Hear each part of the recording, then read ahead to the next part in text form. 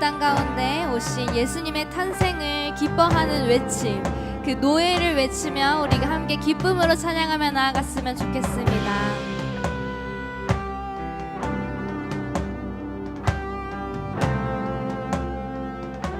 저들 밖에 한밤중에 양틈에 자던 목자들 천사들이 전하여 준 주나신 소식 들었네. 저 동방에 별 하나가 이상한 빛을 비추어 이 땅 위에 큰 영광이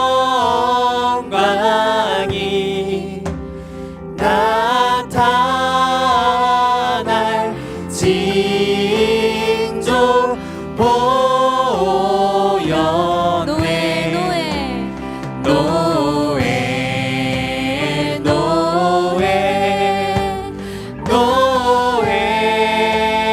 노예 이스라엘 왕이 나셨네. 동방박사 세 사람이 새 아기 보고 절하고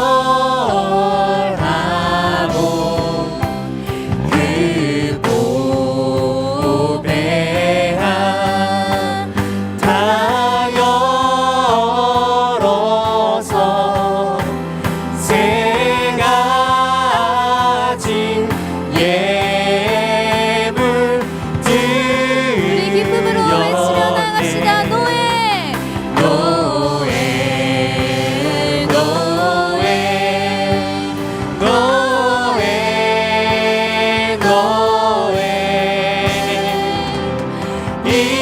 이스라엘 왕이 나셨네.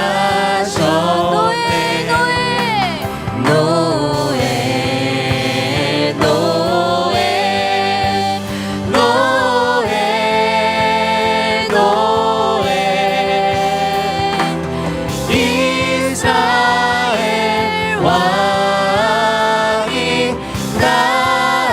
우리 한 번 더 기쁨으로 외치며 나갑시다.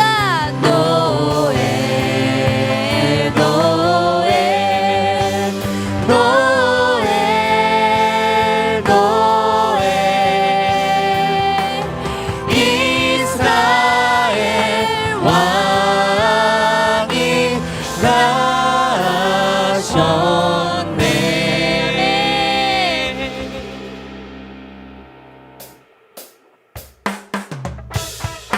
우리 이 시간 예수님의 탄생을 박수 치면서 함께 기쁨으로 다시 한번 고백하며 나아갑시다.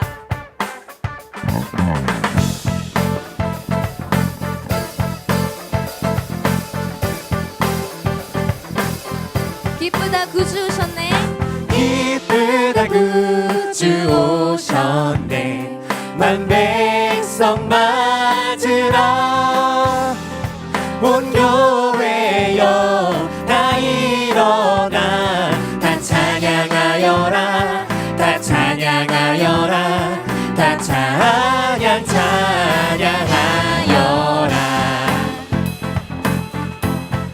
우리의 구주 되신 그 주님을 다시 한번 찬양하며 나아갑시다. 구세주 탄생했으니 구세주 구세주 다 탄생했으니 찬양하여라. 다 찬양하여라. 이 세상의 만물들아 다 화답하여라. 다 화답하여라. 다 우리 3절로 고백합시다. 온 세상 죄를 사하려 주 예수 오셨네. 죄와 슬픔 몰아내고 다 구원하시네. 다 구원하시네. 다 구원하시네. 한 번 더 고백합니다. 온 세상 죄를 사하러 주 예수 오셨네. 죄와 슬픔 몰아내고 다 구원하시네. 다 구원하시네. 다 구원하시네. 은혜와 진리 은혜와 진리 되신 주 다 주관하시니 만국 백성 구주 앞에 다 경배하여라. 다 경배하여라. 다 경배하여라. 다 경배하여라. 다 경배하여라. 다 경배하여라. 아멘. 우리 구세주 되신 주님을 경배합니다.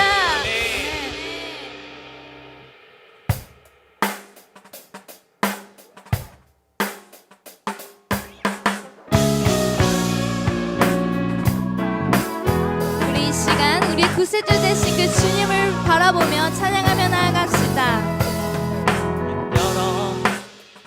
주를 보내 주님의 계획은 늘 영원해. 우리의 실패 넘어 우리 주가 완전한 의의 길로 우리를 인도하시네. 우리의 눈을 열어 주를 보내 주님의 계획은 우리를 향해 끝없이 영원해. 우리의 실패 넘어 선하신 우리 주가 완전한 의의 길로 우리를 인도하시네. 찬양 찬양 우리를 구원하신 주. 사망의 늪에서도 우린 두렵지 않네. 주가 운행하시는 섭리의 물결로 우릴 부르시네.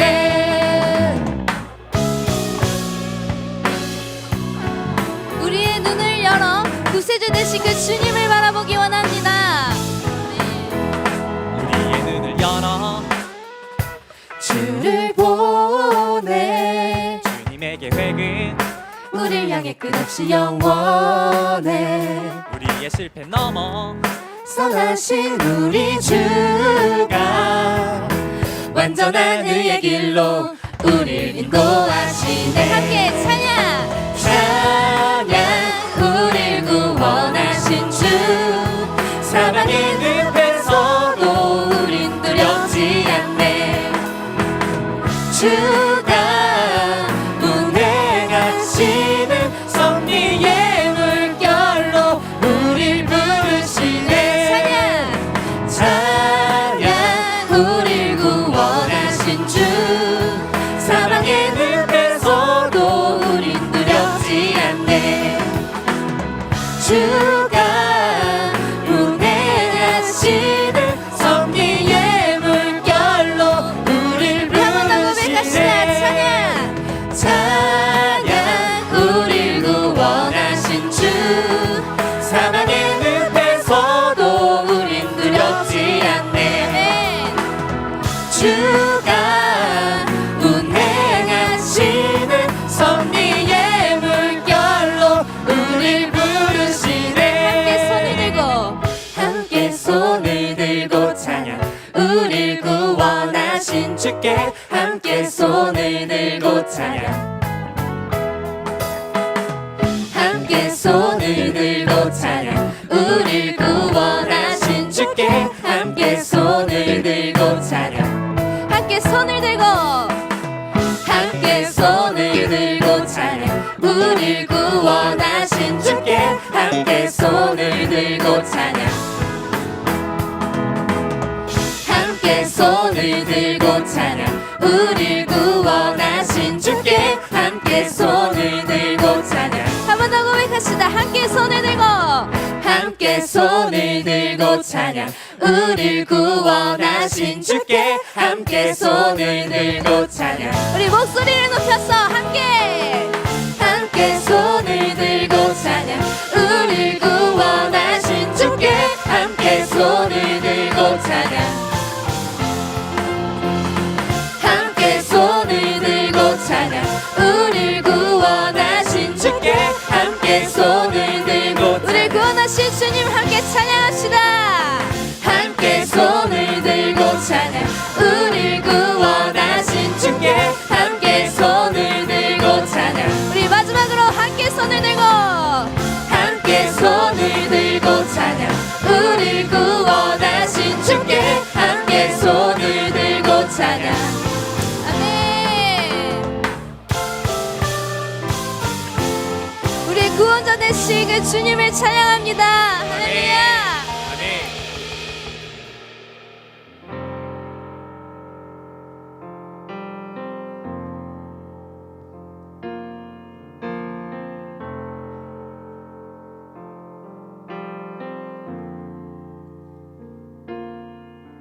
수많은 무리들 줄지어 그분을 보기 위해 따르네 평범한 목수이신 그분 앞에 모든 무릎이 꿇어 경배하네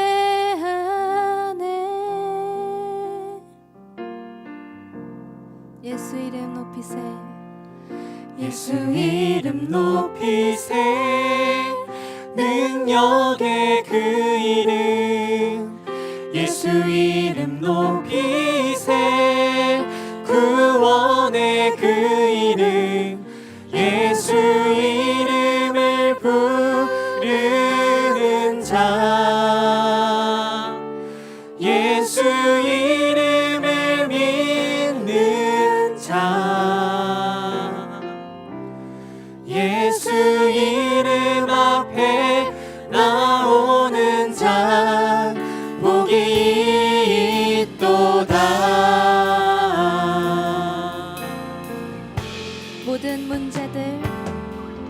모든 문제들 하나하나 죽음까지도 힘을 잃고 생명의 근원 대신 생명의 근원 대신 예수 이름 앞에 모든 권세들 굴복하네 아멘. 예수 이름 높이세 예수 이름 높이세 능력의 그 이름 예수 이름 높이세 구원의 그 이름 예수 이름을 부르는 자 예수 이름을 믿는 자 예수 이름 앞에 나오는 자 복이 있도다 다시 한번 이 절로 함께 찬양하며 나갔으면 좋겠습니다. 모든 문제들 하나하나 죽음까지도 힘을 잃고 생명의 근원 되신 예수 이름 앞에 모든 권세들 굴복하네 구원해. 함께 선포합시다. 예수 이름, 예수 이름 높이세. 능력의 그 이름. 예수 이름 높이세. 구원의 그 이름. 예수 이름을 부르는 자. 예수 이름을 믿는 자, 예수 이름을 믿는 자. 예수 이름 앞에 나오는 자. 복이 있도다. 예수 이름 높이세. 예수 이름 높이세. 능력의 그 이름. 예수 이름 높이세. 구원의 그 이름. 예수 이름을 부르는 자. 예수 이름을 믿는 자. 예수 이름 앞에 나오는 자, 예수 이름 앞에 나오는 자. 복이 있도다. 우리 한 번 더 고백합시다. 예수 이름 높이세. 예수 이름 높이세. 능력의 그 이름. 예수 이름 높이세. 구원의 그 이름. 예수 이름을 부르는 자. 예수 이름을 믿는 자. 예수 이름 앞에 나오는 자, 예수 이름 앞에 나오는 자. 복이 있도다. 예수 이름 높이세. 예수 이름 높이세. 능력의 그 이름. 예수 이름 높이세. 구원의 그 이름. 예수 이름을 부르는 자.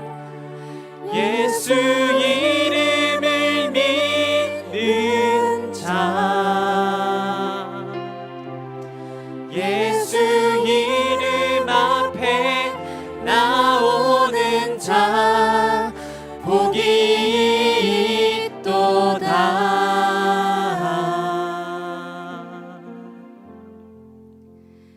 우리를 위하여 이 땅 가운데 오신 그 예수 그리스도를 찬양합니다. 그 예수 그리스도만을 우리가 경배하며 나아가기를 원합니다. 죄로부터 죽을 수밖에 없는 우리를 위하여 친히 이 땅 가운데 오신 예수 그리스도를 찬양합니다.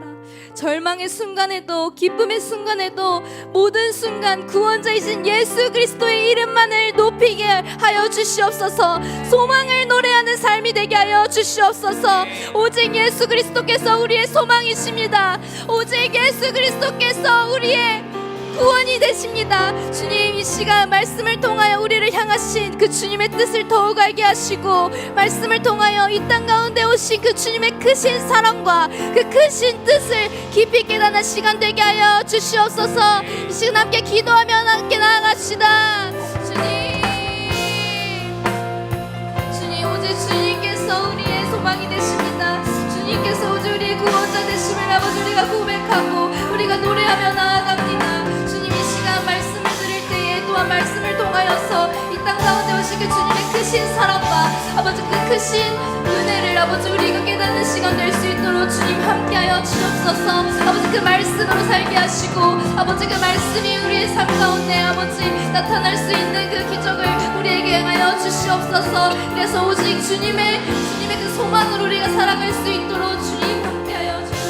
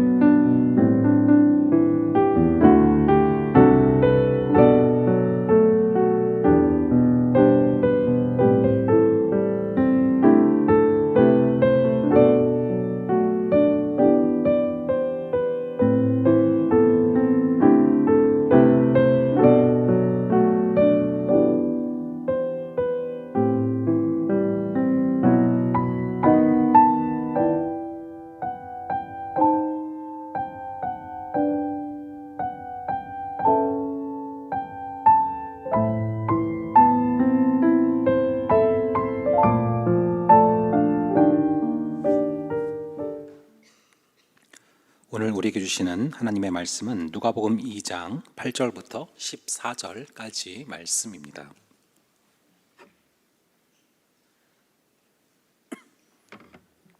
누가복음 2장 8절부터 14절까지의 말씀입니다. 저랑 여러분들 함께 교독하시겠습니다. 그 지역의 목자들이 밤에 밖에서 자기 양떼를 지키더니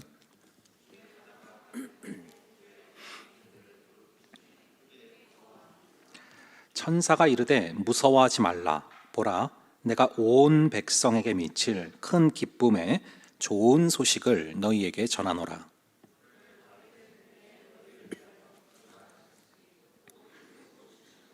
너희가 가서 강보에 쌓여 구유에 뉘어 있는 아기를 보리니 이것이 너희에게 표적이니라 하더니, 다 함께 지극히 높은 곳에서는 하나님께 영광이요 땅에서는 하나님이 기뻐하신 사람들 중에 평화로다 하니라. 아멘. 잠시 기도하겠습니다. 아버지 하나님 감사합니다. 저희 오늘 이렇게 또 성탄을 맞이하는 이 시기에 우리 함께 모여 예배할 수 있도록 우리를 부르시니 너무나 감사합니다.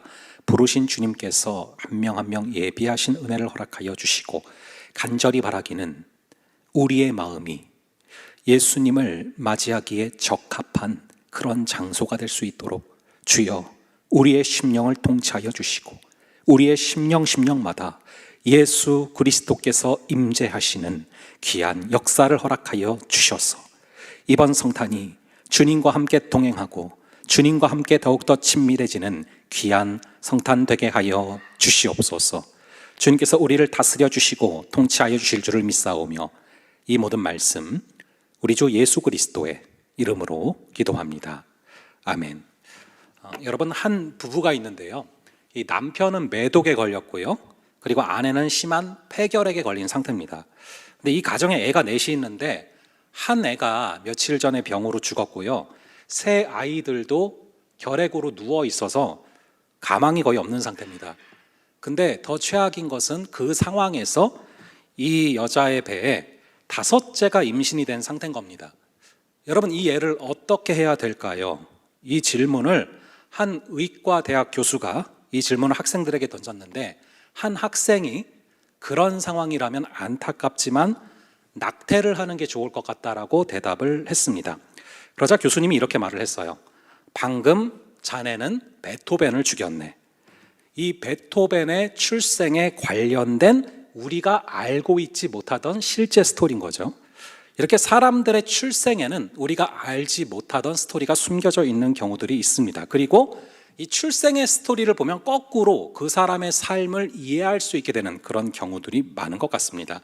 이게 절대적인 건 아니지만 통계적으로 명확하게 드러나고 있는 사실인데요, 역대 미국 대통령 중에 절반 이상이 장남이고요, 그리고 둘째 아이들 같은 경우는 자신의 정보를 혼자만 간직하는 경향이 있는 아이로 자라날 확률이 굉장히 높다고 합니다. 그리고 외동 아이들 같은 경우는 연장자들과 사이가 좋은 경우가 굉장히 많고요, 이 부모 자신의 출생 순서가 아이들을 양육하는 양육 스타일에 굉장히 큰 영향을 끼친다고 합니다. 자신이 장남이면 장남과 동일시하고 자신이 차남이면 차남과 동일시하는 그런 경향들이 있고, 자신이 첫째였다면 자녀에게 어떤 스스로의 완벽주의를 퍼부어대면서 도달하기 힘든 목표를 제시하면서 강요하는 그런 경향들이 굉장히 높다고 해요, 확률상. 그러고 보면은 저희 아버지는 차남이셔서 그런지 저에게 공부하라고 강요하신 적이 거의 없거든요. 그러니까 이게 절대적인 룰은 아니지만 출생에 관련된 어떤 순서가 그 사람의 어떤 삶에 영향을 끼친다, 그리고 출생에 관련된 스토리가 그 사람의 삶에 영향을 끼친다라는 것을 증명해주는 중요한 내용이라고 생각을 합니다. 오늘 말씀을 보시면 예수님의 출생에 관련된 놀라운 비밀이 있음을 확인하게 되는데, 우리가 성탄을 맞이하면서 이 예수님의 출생의 비밀을 확인하면서 그것으로 인하여서 여러분들이 예수님과 더욱더 친밀하여지는 그런 귀한 은혜가 있기를 간절히 바랍니다. 자, 우선 14절을 보시면 우리가 잘 아는 구절이 있는데요, 오늘 본문의 14절을 한번 함께 한 목소리로 읽어보도록 하겠습니다. 시작.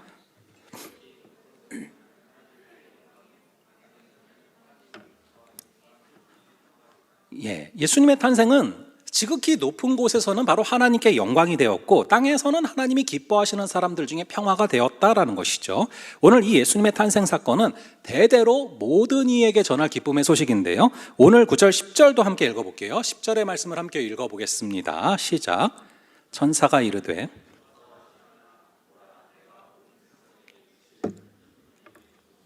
너희에게 전하노라. 자, 여기서 온 백성은 장소뿐만 아니라 시대를 초월해서 온 인류가 끝나기 전까지 계속해서 새롭게 태어날 모든 사람들에게 전해질 기쁨의 소식이라는 것이죠.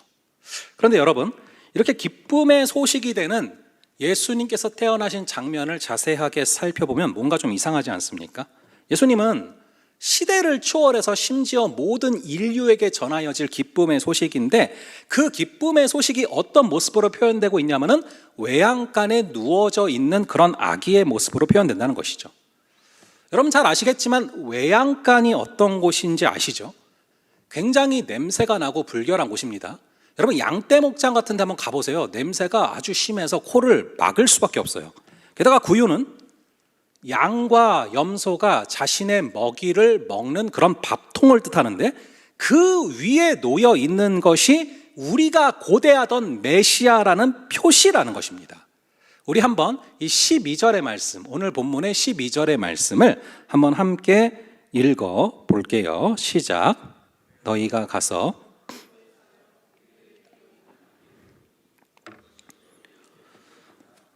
그렇습니다. 이 천사들은 강보에 쌓여 누워 있는 아기가 바로 우리에게 표적이 된다라고 말해줍니다. 이 외양간에 구유에 놓여 있는 아기가 있을 텐데 그것이 바로 너희의 메시아라는 표적이 된다는 것입니다. 여기서 표적이라는 단어는 NIV 성경 보시면 사인인데요. 징후, 조짐, 기색, 흔적, 말 그대로 사인이에요.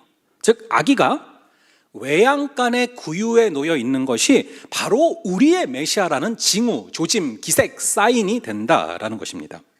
사실 그 애가 아주 잘생겼는데 그 잘생겼다라는 것이 우리의 메시아라는 증거이자 표징이자 기적이자 사인이다.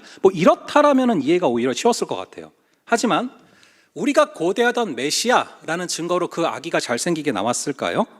사실 애들은 잘생겨봤자 거기서 거기라는 생각이 듭니다. 잘생겨봤자 애기고 못생겨봤자 애기예요. 애들 보면 다 똑같이 생겼습니다. 제가 좀 제 개인적으로는 사실 분간이 잘 안 되거든요. 그렇다면은 이 아기의 외모보다도 구유에 태어난 상황을 통해서 주님께서는 무언가 사인을 주고 싶으시고 말씀하고 싶으신 게 있으셨다는 거죠. 왜 하필이면 주님께서는 세상을 구원할 메시아를 짐승의 밥통에 누워있는 그런 모습으로 출생하게 하셨을까요?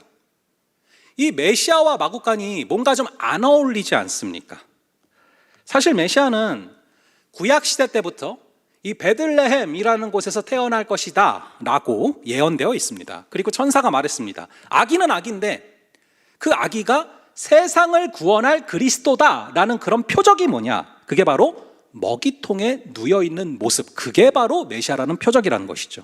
그러니까 우연히 어쩌다가 얼떨결에 여관이 없어서 구유에서 나온 게 아니고요. 이 모든 것이 하나님의 계획하심 가운데 일부러 그 위에 낳고 그 위에 놔야지만 우리의 메시아라는 표적이고 사인이라는 것이죠. 즉 일부러 그러셨다는 것입니다. 우리 다시 한번 12절의 말씀을 함께 읽어보겠습니다. 시작. 너희가 가서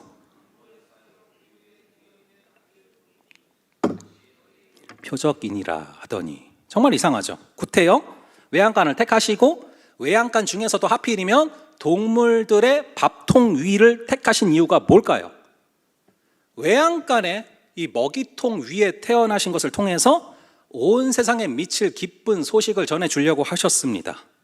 자, 여러분, 우리가 세상을 살면서 느끼는 많은 기쁨들이 있어요. 그런데 세상이 주는 기쁨들은 크게 세 가지 정도의 특징을 갖고 있습니다. 첫째로 세상의 기쁨은 모두 다 시간적인 어떤 제한이 있는 그런 기쁨이라는 것이죠. 10년 전에 느꼈던 그 기쁨을 그대로 살려서 다시 느낀다는 것은 좀처럼 쉬운 일이 아닙니다. 심지어 서울대나 하버드를 들어간 사람들도 그 기쁨이 3개월이면 다 사라진다라고 해요.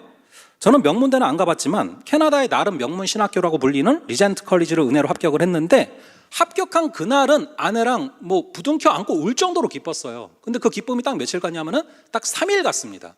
3일 뒤에는 내가 북미 애들이랑 어떻게 싸워서 이겨내지? 그것 때문에 불안한 거예요. 그러니까 여러분, 세상의 기쁨은 다 시간적으로 제한이 된다는 것입니다. 둘째로, 우리가 느끼는 기쁨은 기쁨이라고 생각했는데 그 기쁨이라고 느꼈던 일 때문에 슬퍼지는 그런 기쁨이라는 것이죠. 여러분, 인생 만사 세옹지마라는 것을 익숙하게 들어보셨을 것입니다. 대충 뜻이 이렇죠. 흰말이 집에 들어와서 모두가 다 부러워했어요. 왜냐하면 흰말이 들어온다라는 것은 그 집에 큰 복이 임한다라는 뜻이기 때문이죠. 그래서 굉장히 다들 부러워했는데 며칠 뒤에 그 집 애가 그 말을 타고 놀다가 떨어져서 다리가 부러진 거예요. 그래서 동네 사람들이 참 오래 살고 볼 일이야 라고 얘기를 했어요. 좋은 일이 아니었구나. 그런데 며칠 뒤에 전쟁이 터졌는데 다른 아이들은 다 전쟁터로 끌려갔는데 그 애는 다리가 부러져서 끌려가지를 않았어요. 이게 바로 인생 만사 세옹지마죠. 즉 세상의 기쁨은 기쁨인 것 같은데 슬픔이고 슬픔인 것 같은데 기쁨이라는 것입니다. 셋째로, 세상의 기쁨은 다른 이의 눈물 위에 서 있는 경우가 굉장히 많습니다.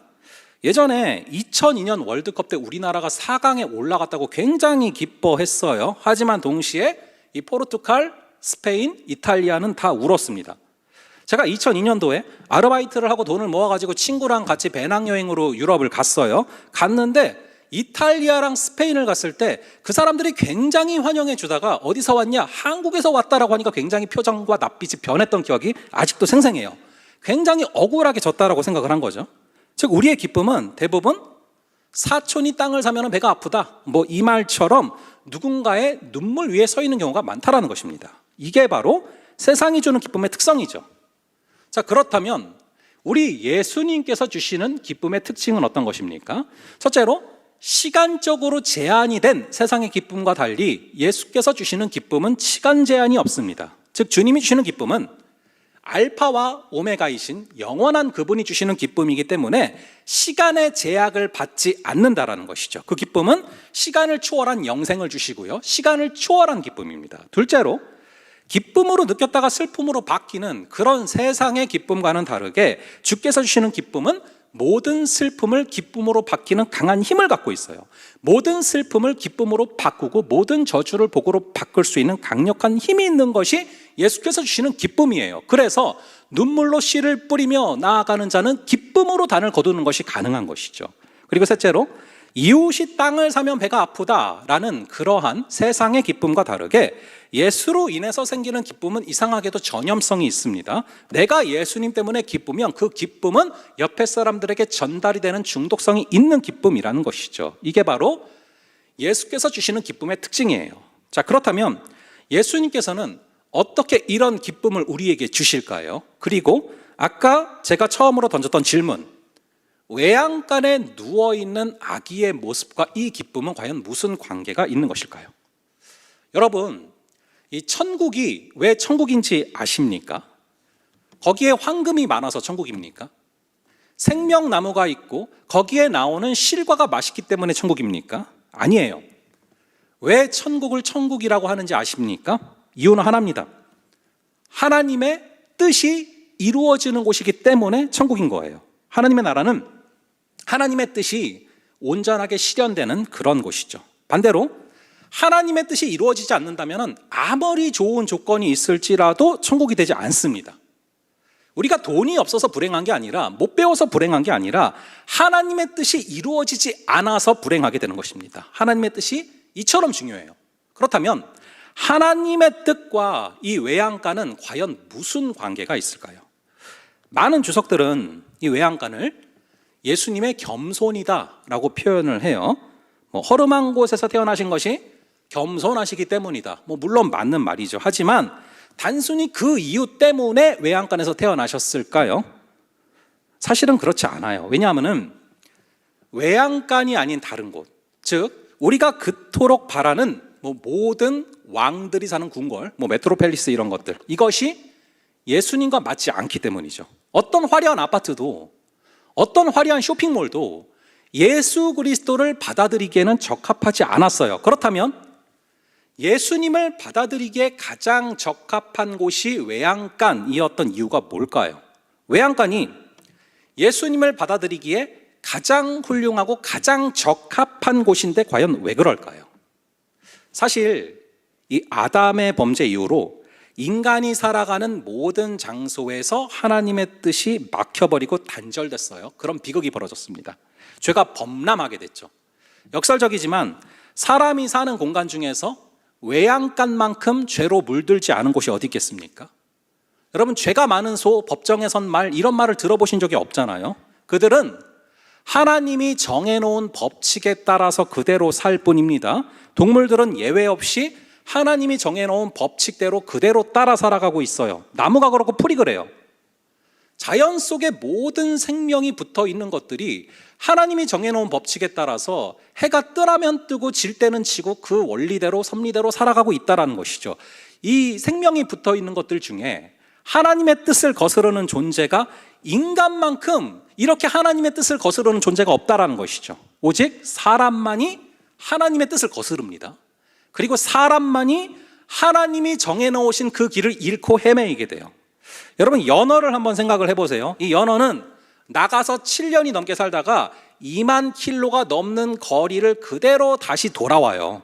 즉 인간만이 자기의 갈 길을 잃어버리고 헤매이면서 살아간다는 것입니다. 이 외양간은 우리의 기준으로 보면 굉장히 더럽고 하찮은 곳이죠. 성공이나 명예와도 거리가 멀어 보입니다. 그러나 하나님이 보실 때는 가장 깨끗한 곳일 수 있습니다. 이 죄악된 인간의 손때가 묻지 않아서 당신의 아들을 보내시기에 가장 적합한 장소라고 판단하신 출산 장소죠. 자, 그렇다면 왜 외양간 중에서도 하필이면은 이 구유에다가 누이실까요? 이 외양간에 모든 말과 양이 먹이를 먹기 위해서는 여러분 어디에다가 입을 대야 됩니까? 바로 이 구유에 입을 대야지만 말과 양이 살아갈 수가 있어요. 근데 거기에 예수님이 누워 계세요. 이게 무슨 의미인지 아십니까? 그 먹이통에 누워 계신 예수 그리스도를 마음으로 품고 마음으로 먹어야 된다는 것입니다. 그게 바로 우리의 마음이 살아날 수 있는 비결이라는 것이죠.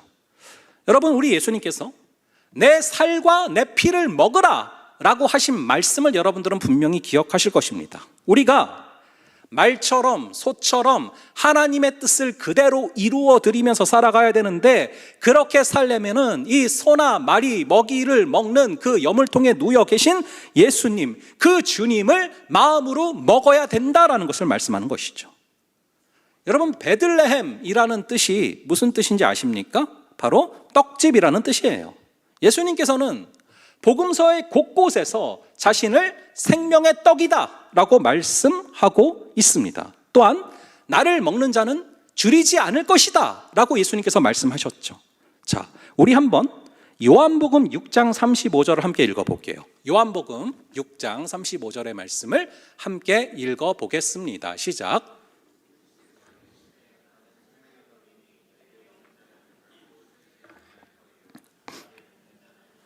목마르지 아니하리라.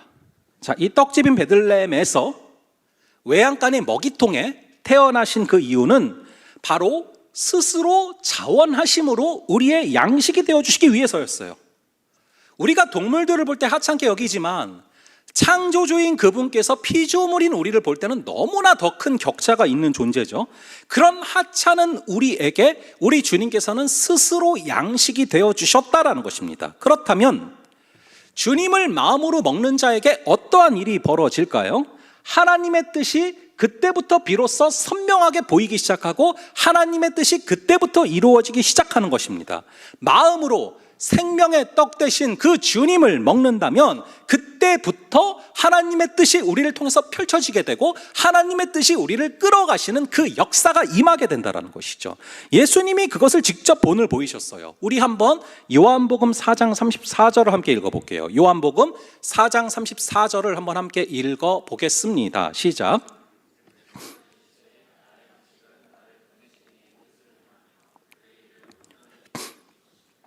예수님이 뭘 드셨대요?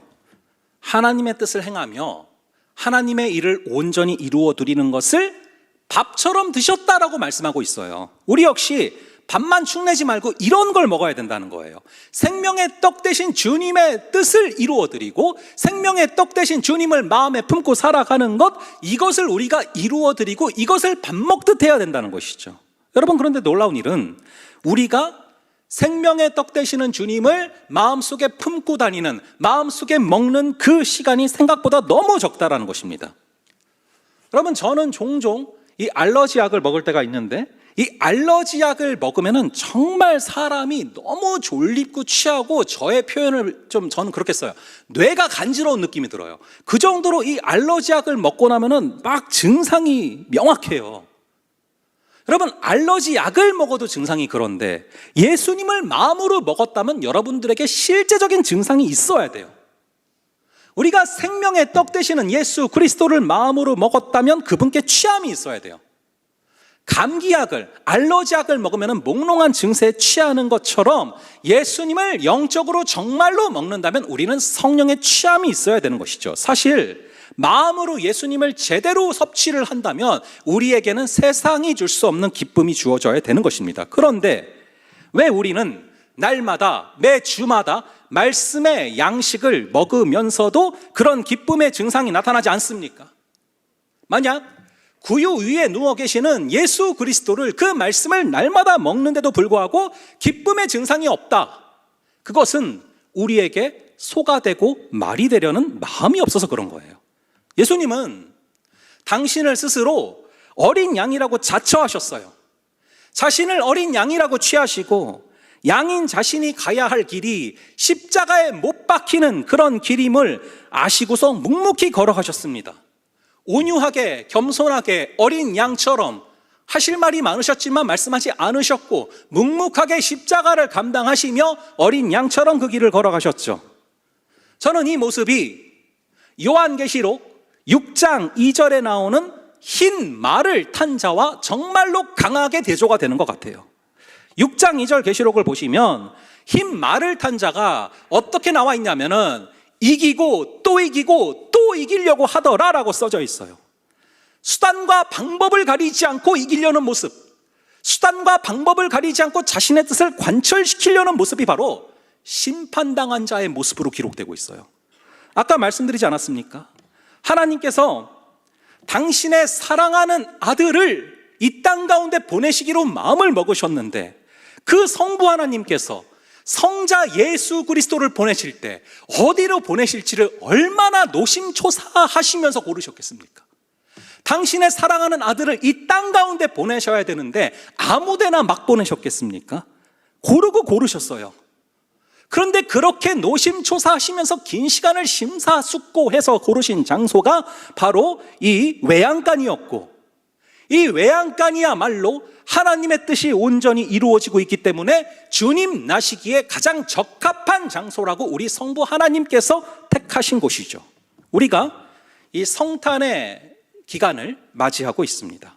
그래서 주님께서 다시 오시기를, 또한 예수님이 날마다 내 마음에 오시기를 소망하는 기간이 바로 이 성탄의 기간 아닙니까? 이 시간 우리가 예수님을 우리 마음속에 모시기를 원하면서도 정작 내 마음속에 하나님의 뜻은 온데간데 없고 오직 내 뜻으로만 가득 차 있지는 않은지를 되돌아볼 수 있기를 바랍니다.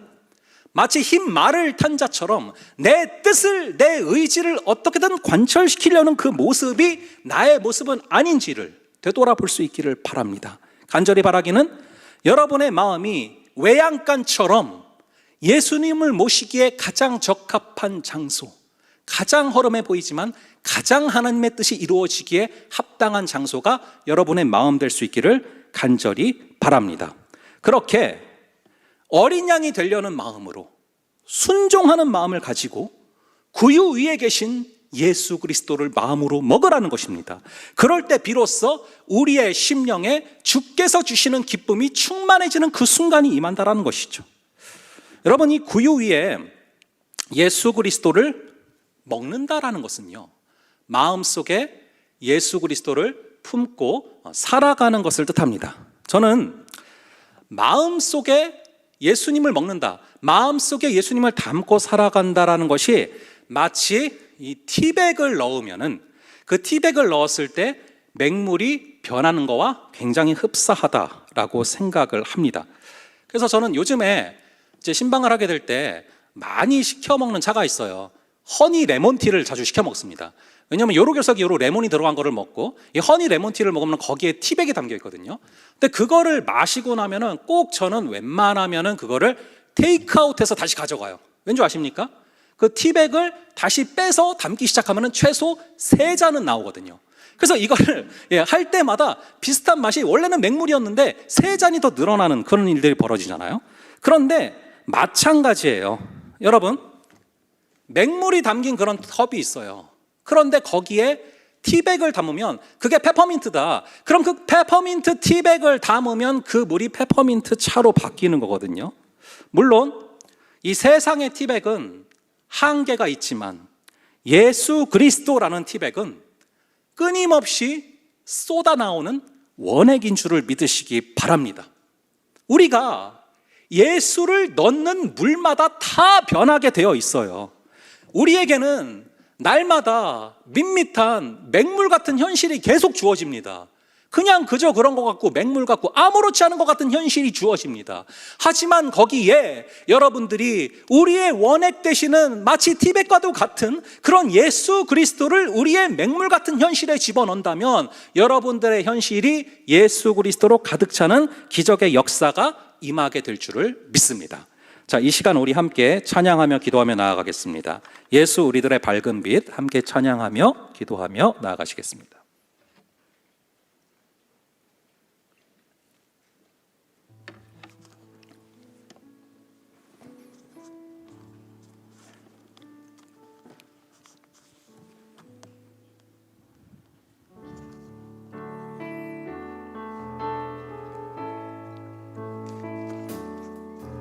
예수 우리들의 밝은 빛, 은혜와 긍휼을 베푸시는 주, 위의 길을 따라가는 주의 자녀들에게 항상 밝은 빛을 비추시네. 그는 구원의 주 하나님, 공의로 세상을 다스리시네. 주를 경외하는 자들에게 부어주시는 놀라운 주님의 영광.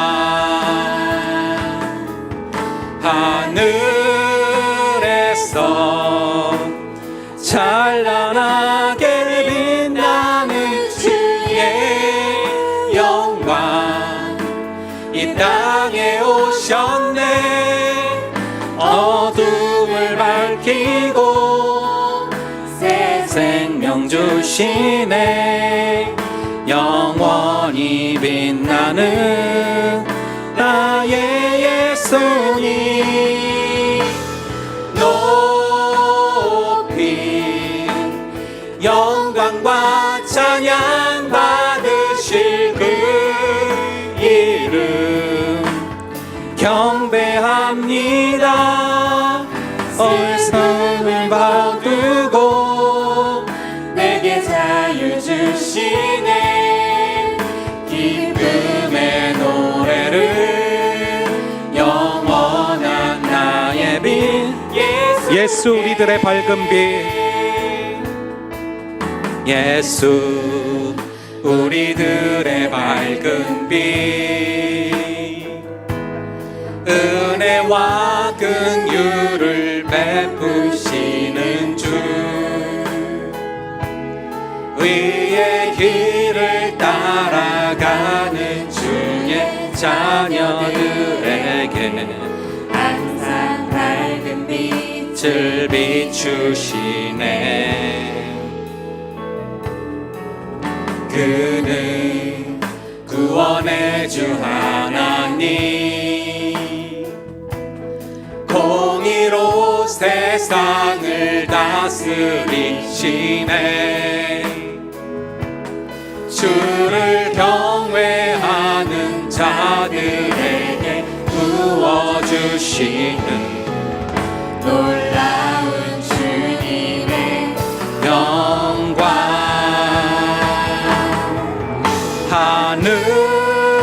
하늘에서 찬란하게 빛나는 주의 영광 이 땅에 오셨네. 어둠을 밝히고 새 생명 주시네. 영원히 빛나는 나의 예수님 높이 영광과 찬양 받으실 그 이름 경배합니다. 슬픔을 거두고 내게 자유 주시네. 기쁨의 노래를 영원한 나의 빛 예수께. 우리 시간 기도하며 나아가실 때 우리 주님께서 왜 당신의 하나밖에 없는 아들을 이 세상으로 보내시면서 굳이 수많은 장소 가운데 이 외양간을 택하시고 또 그 가운데 왜 굳이 구유 위를 택하셨는지를 다시금 마음속에 새기시기를 바랍니다. 간절히 바라기는 생명이 붙어 있는 것들 중에 인간만큼 하나님의 뜻을 거스르는 존재가 없습니다. 죄 많은 소, 법정에선 말은 없습니다. 오히려 이 외양간이 주님 보시기에 가장 깨끗한 곳, 가장 하나님의 뜻이 그대로 이루어지는 곳임을 다시금 바라봅니다. 간절히 바라기는 우리의 심령이 예수님의 임재를 받아들이기에, 예수님께서 오시기에 편안하고 적합한 장소가 되게 하여 주시옵소서. 나의 뜻을 죽어라 관철시키려는 그 죄성을 십자가에 못 박게 하시고, 아버지 하나님, 나의 심령이 마치 어린 양 예수처럼 아버지의 뜻이 이루어지게 합당하도록 나를 십자가에 못 박고 나를 부드러운 마음으로 주께 드리고 나의 심령이 주님의 뜻이 이루어지게 적합한 장소 되게 하여 주시옵소서. 우리 함께 주여 외치고 함께 기도하겠습니다. 주여. 아버지 하나님, 우리의 심령 가운데 주께서 임재하시기에 부족함이 없도록 주께서 임재하시고 이 가운데 계시기에 아버지 하나님 불편함이 없도록 우리의 심령이 마치 외양간처럼 아버지의 뜻이 온전히 이루어지는 장소가 될 수 있도록 우리의 심령 가운데 날마다 찾아와 주시옵소서. 외양간에서는 날마다 하나님의 뜻이 그대로 이루어지고 있기에 그곳은 주님께서 태어나시기에, 예수께서 태어나시기에 가장 적합한 곳이었음을 바라봅니다. 이 시간 예수님을 우리의 마음에 모시길 원하면서도 정작 나의 마음은 하나님의 뜻을 거스르고 정작 나의 마음은 나의 뜻으로 가득하지는 않은지 되돌아보게 하여 주시옵소서. 주여, 나의 마음이 주님을 모시기에 적합한 장소가 되도록 나의 의지를 십자가에 못 박고 나의 뜻을 십자가에 못 박고 주의 주권을 인정하는 그런 장소가 나의 마음, 우리의 마음 되게 하여 주시옵소서. 하나님의 뜻을 거스르지 않고 흰말을 탄 자처럼 이기고 또 이기려고 하지 말게 하시고 어린 양이 되게 하여 주시옵소서. 어둠을 밝히고 새 생명 주시네. 영원히 빛나는 나의 예수님 높이 영광과 찬양 받으실 그 이름 경배합니다. 슬픔을 거두고 내게 자유 주시네. 기쁨의 노래를 영원한 나의 빛 예수께. 우리 시간 한 가지 더 기도하겠습니다. 우리 주님께서 왜 하필이면 외양간 가운데서도 말 구유 위에 또 그 구유 위에 태어나셨는지를 바라보기를 바랍니다. 아버지 하나님, 우리 주님께서 양과 소가 먹는 그 구유 위에 태어나신 것, 우리의 영적인 양식이 되어주시기 위함임을 다시금 바라봅니다.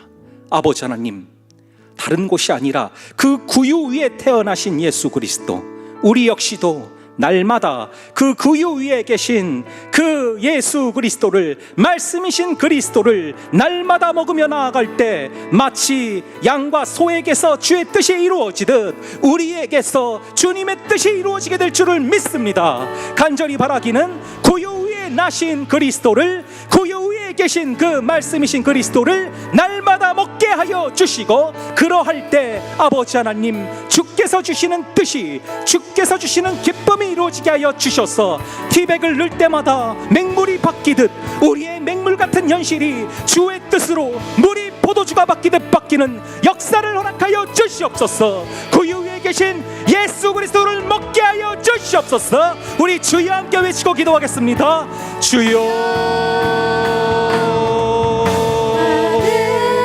아버지 하나님, 간절히 바랍니다. 우리 주님께서 영적으로 양식이 되시기를 자처하셨습니다. 말씀이 육신이 되신 분이 예수 그리스도시고, 우리는 날마다 말씀이신 그리스도를 묵상하고 섭취하고 있는지 되돌아보게 하여 주시옵소서.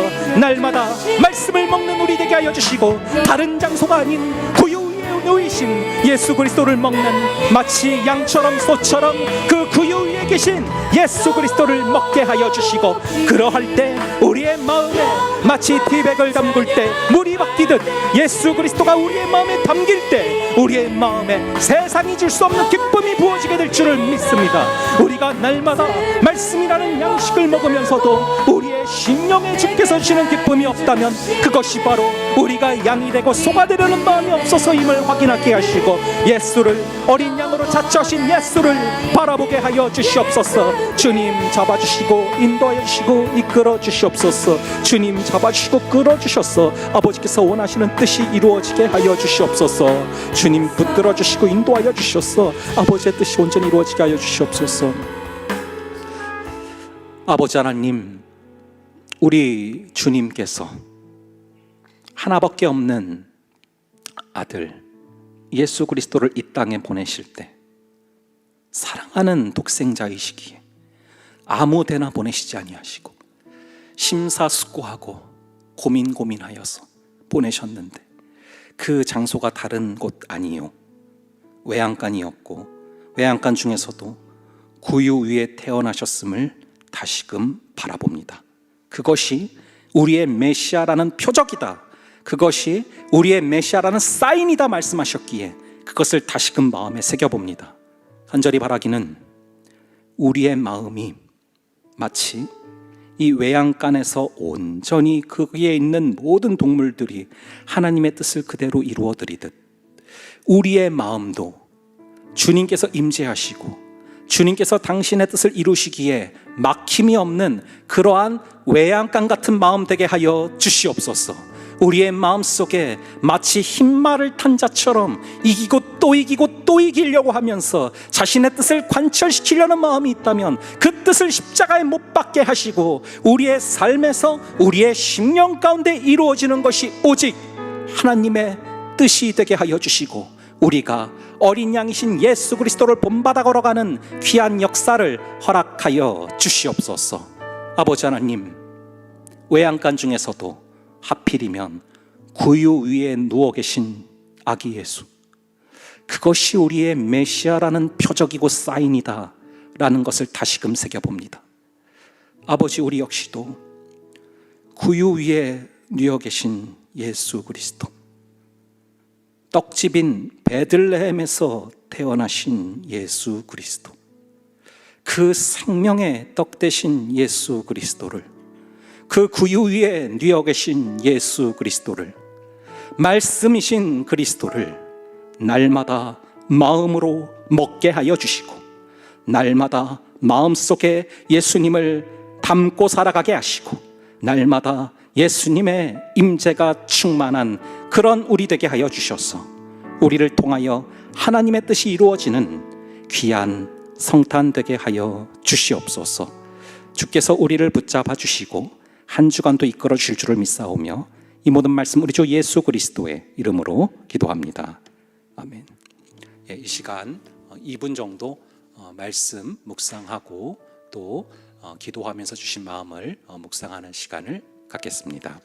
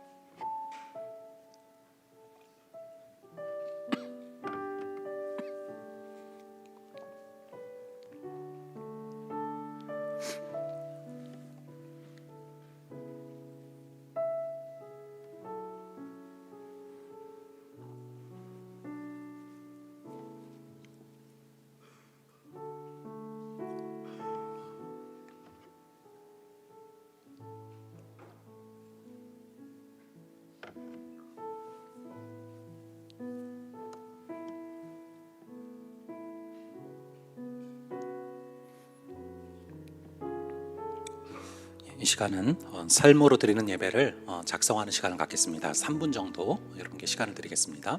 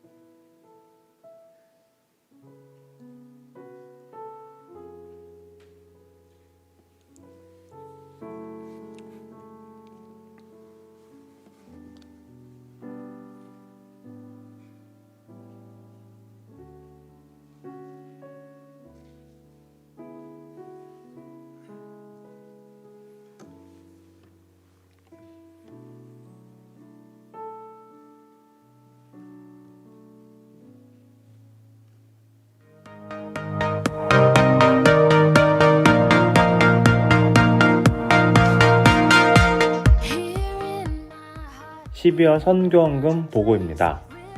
헌금액이 다음과 같이 모금되었고 캄보디아 김혜련 선교사님, 영주 김동훈 목사님, 아르헨티나 김덕현 선교사님, 르완다 최왕덕 선교사님께 각각 전달하였습니다. 기도와 물질로 함께 해주셔서 감사합니다. 2024년 상반기 목장 신청 안내입니다. 2024년에는 연습 목장 없이 바로 상반기 목장이 진행됩니다. 함께할 공동체를 위해 기도하는 마음으로 준비해주세요. 목장 신청 기간은 12월 17일부터 12월 31일까지, 목장 발대식 및 목장별 첫 모임은 2024년 1월 14일입니다. 예배 후 풀친을 통해 보내드리는 목장 소개지와 신청 링크를 확인 후 신청해주세요. 자세한 사항은 이영재 목자단장에게 해주세요.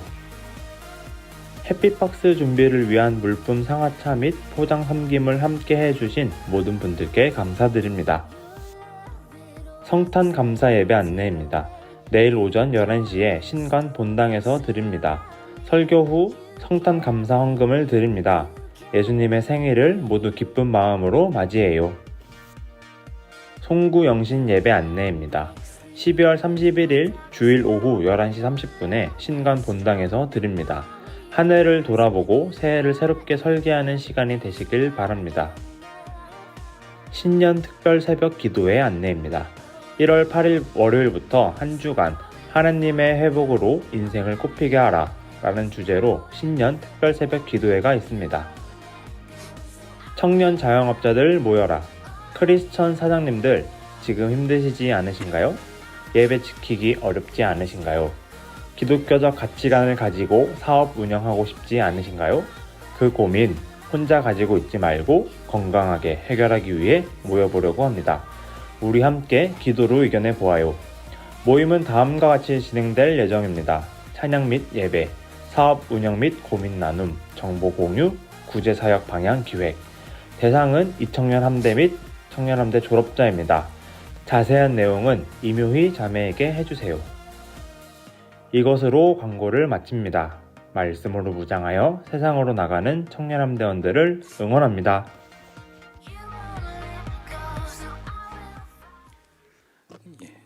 몇 가지 중요한 구두 광고가 있어서 몇 가지 말씀드리고 기도로 예배를 마치겠습니다. 우선은 여러분 성탄 축제에 대해서 말씀을 드릴게요.